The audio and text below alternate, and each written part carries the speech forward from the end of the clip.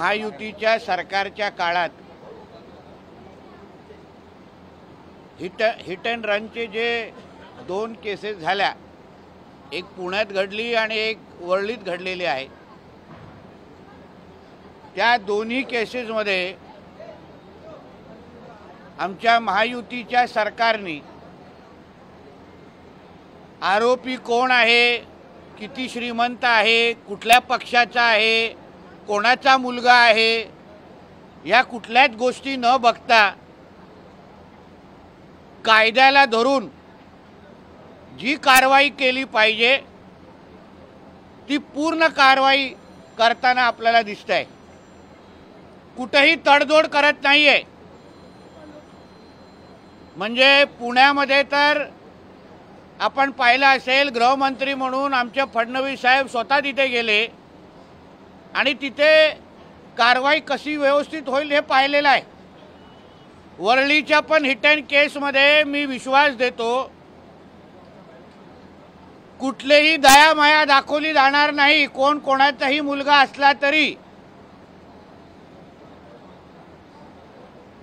कडक ते कडक कारवाई जो मिहिर शाह नावाचा आरोपी आहे त्याच्यावर करण्यात येईल।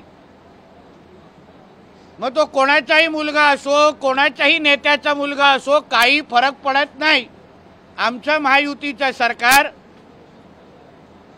पूर्ण पद्धतीने पारदर्शक पद्धतीने कारवाई करणार। त्या महिलेला ज्या पद्धतीने चिरडण्याचा प्रकार झाला, तो कुठेही बिळामध्ये बसला असेल आरोपी, त्याला शोधून शिक्षा करणार।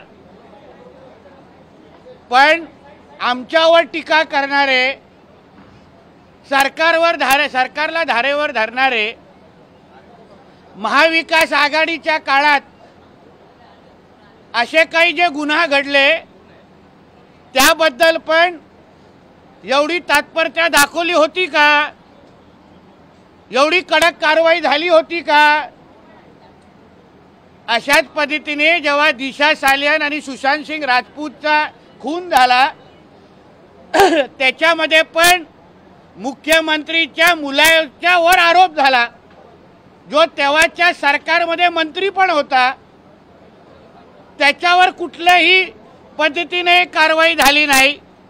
उलटा त्याला वाचवण्यासाठी त्या केसच्या दोनदा आयोग बदलण्यात आला, पोलिसांवर, पोलीस कमिशनरांवर दबाव टाकण्यात आला। त्रिमुखे सारख्या अधिकाऱ्यांवर कुठल्या पद्धतीचा दबाव होता हे ते स्वतःच्या तोंडाने कधीतरी तुम्हाला सांगतील।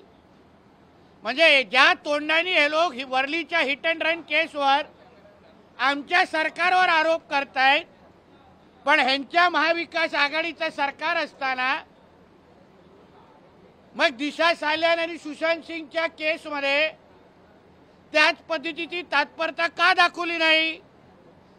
कारण का मुख्यमंत्रीच्या मुलाचं नाव होतं म्हणून, मंत्र्याचं नाव होतं म्हणून किती विटनेसेस गायब करण्यात आले। तो रोहन राय कुठे आहे त्याचा आजपर्यंत थानपत्ता नाही। सीसीटीव्ही फुटेज डिलीट करण्यात आले, मस्टरचे पानं फाडण्यात आले। याची थोडी आठवण अगर आम्ही करायला सुरू केली ना, एक पण महाविकास आघाडीचे लोक तुम्हाला आजूबाजू पण दिसणार नाही, अशी अवस्था होईल।